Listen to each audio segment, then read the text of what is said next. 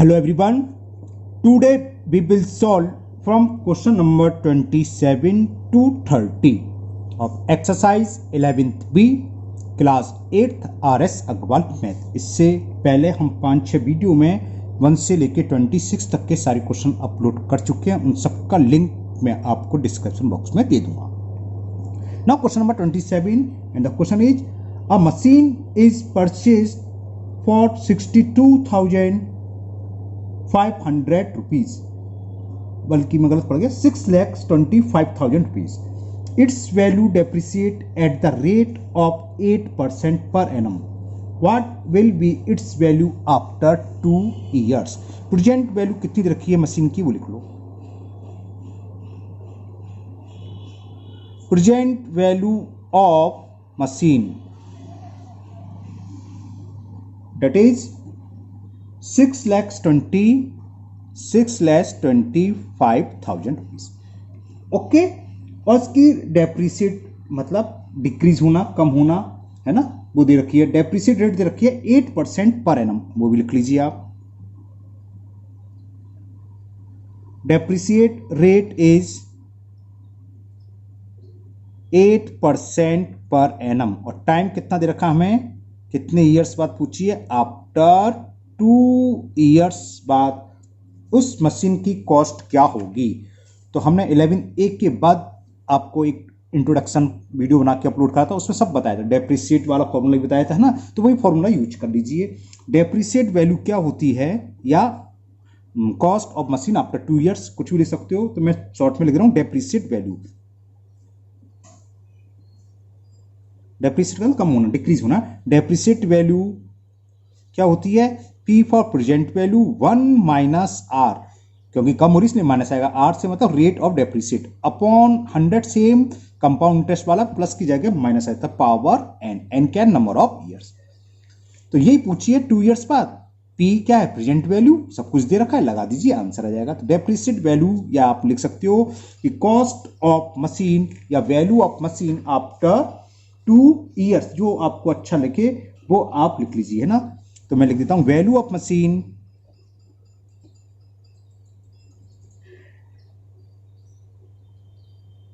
After 2 years।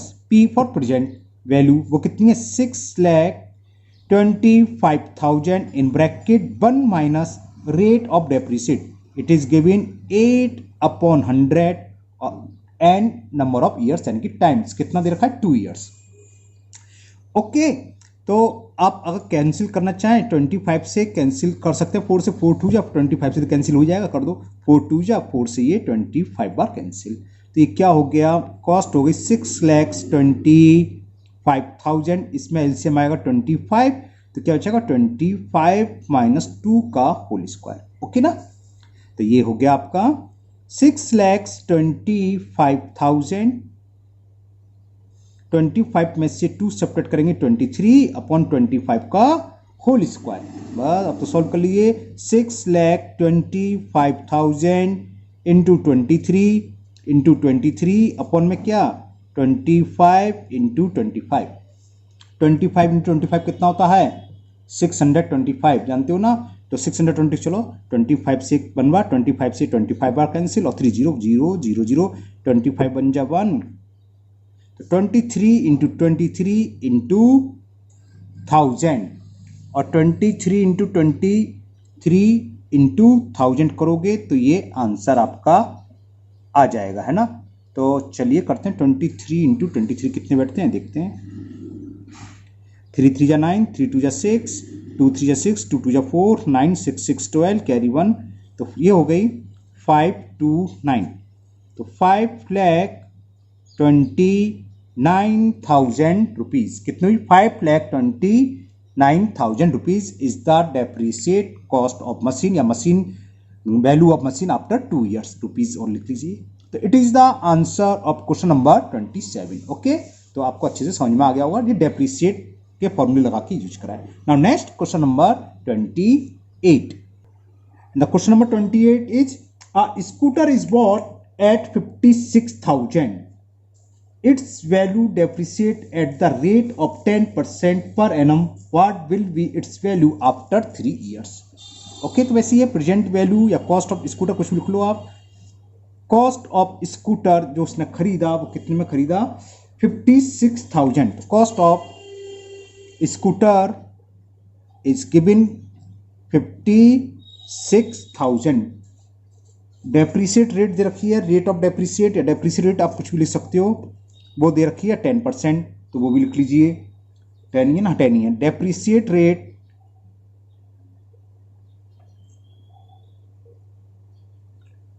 10% per annum, और time हमें कितना है, कितने टाइम ईयर्स बाद पूछा है? After 3 years. तो समझिए अभी फॉर्मूला लिखा है, वही लगाना है। तो cost of scooter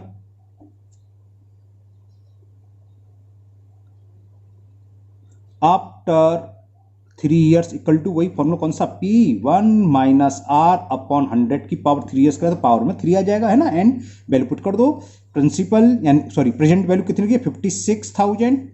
1 minus 10 upon 100 raise to the power 3। इस जीरो से जीरो कैंसिल, तो कितना हो गया? 56,000। 10 लेंगे हम LCM, 10 minus 1 raise to the power 3, तो ये कितनी आएगी कॉस्ट? 56,000। तो ये हो गया। 10 में से 1 सब्ट्रैक्ट रखेंगे, 9 upon 10 raise to the power 3। It's means 56,000 9 into 9 into 9 10 into 10 into 10 1 2 3 1 2 3 3 zero से 3 जीरो कैंसिल हो गए। 56 9 9 जा 81 और 81 9 जा 729। 81 कर 9 में करोगे, 9 में जा 9 9 जा 72। इन दोनों का आपस में मल्टीपल कर लेना है, तो ये आंसर आ जाएगा। ओके, तो चलिए कहीं रफ्फा करते हैं multiple.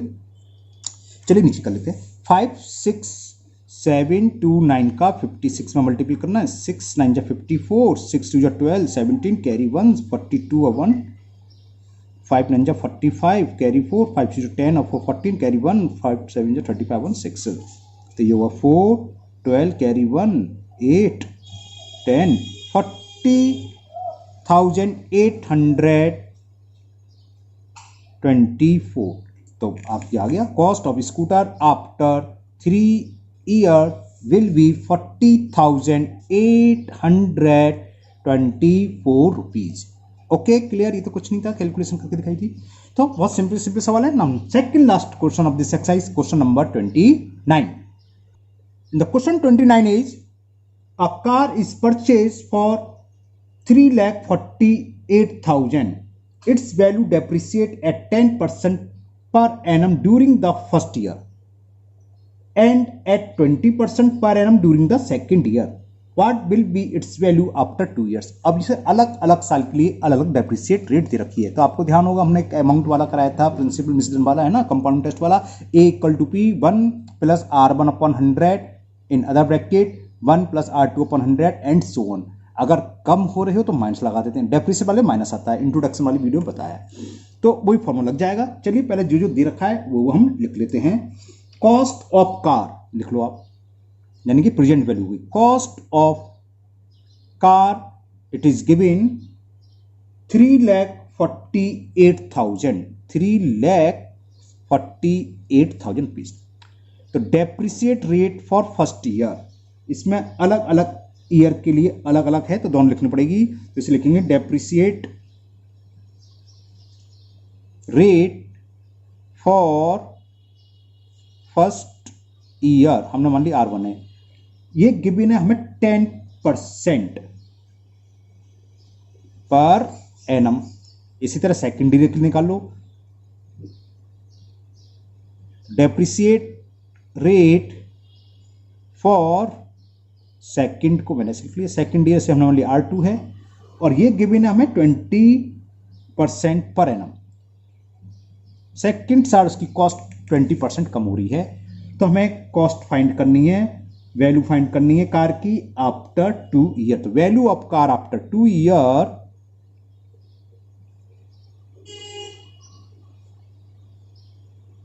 Value of car after 2 year P for present value of car 1 minus R1/100 first year की depreciate, 1 minus R2 upon 100 second year की डेप्रिसिएट। ये फॉर्मूला है, वैल्यू पुट कर दो।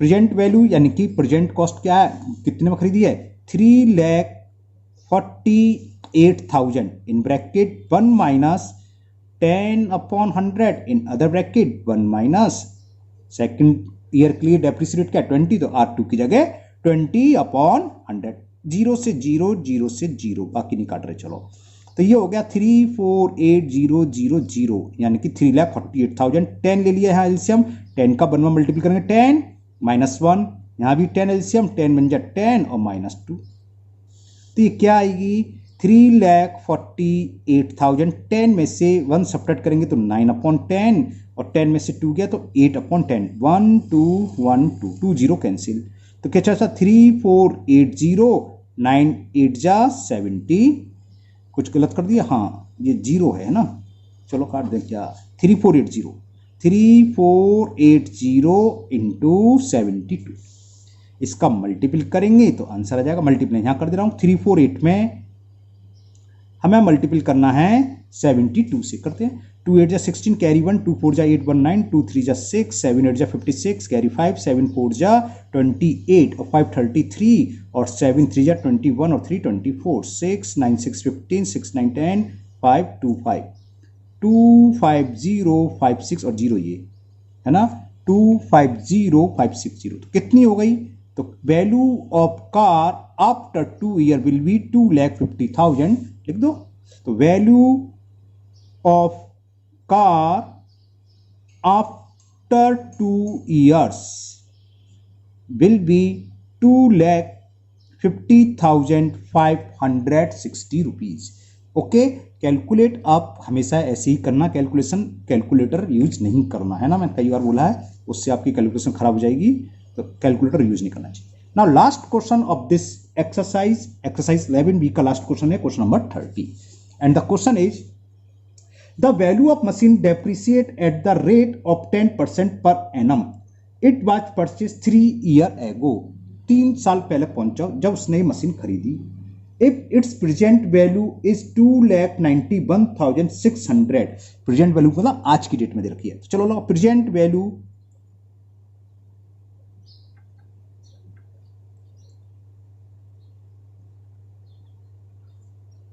present value of machine is given 2,91,600 rupees, 2,91,600 rupees, ठीक है। Depreciate rate देख रखी है हमें, वो लिख लो, रेट ऑफ डेप्रिसिएट, डेप्रिसिएट एक ही बात है, डेप्रिसिएट दे रखी है 10% पर एनम। अब ये मशीन खरीदी कब है ये पूछा इसने, for how much was it purchase, तो परचेज कॉस्ट निकालनी, लेकिन खरीदी कब है 3 years एगो, 3 साल पहले खरीदी है। तो इसमें लिख लो machine was purchase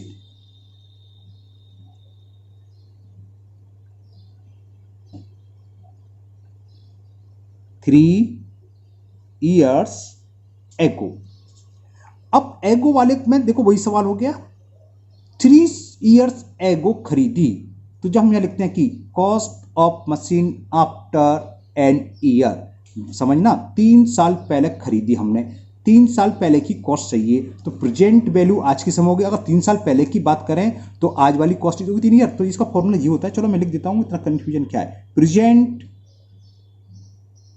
cost of machine क्या होती है, cost of machine n year ago, cost of machine n years ago, bracket में 1 माइनस डेप्रिसिएट अपॉन 100 की पावर एन, ये फॉर्मूला है एन ईयर्स एगो, ठीक है ना। प्रेजेंट इज आज की डेट की कॉस्ट की मशीन, यहां आएगी cost of machine n year ago, ये फॉर्मूला। ये पूछा है कि कितने में खरीदी थी, यानी कि 3 साल पहले की कॉस्ट, 3 साल पहले तो खरीदी है, प्रेजेंट कॉस्ट से रखिए, वैल्यू पुट कर दो, तो ये हो गया 2,91,600 cost of machine n year ago, है ना। तो यानी कि क्या लिख सकते हैं ये रहने दें, या फिर आप ये भी लिख सकते हो परचेज कॉस्ट, चलो ये रहने दें, कॉस्ट ऑफ मशीन एन की जगह 3 आएगा, 3 ईयर्स की बात चल रही है, 3 ईयर्स ये रह गया एगो इंटू 1 माइनस 10% डेप्रिसिएटेड रखा है 100 और पावर 3, 0 से ये 0 कैंसिल, तो क्या हो गया 291600 इज इक्वल टू, इसको पी को पी भी लिख सकते थे हम, कॉस्ट ऑफ मशीन, तो ये बार बार नहीं लिखना पड़ता, 3 ईयर्स एगो, ये एलसीएम लेंगे 10 और 10 माइनस 1 की होल पावर, ये आ गया है ना, तो क्या हुआ 291600 यानी कि 2,91,600, ये मशीन की कॉस्ट आ गई।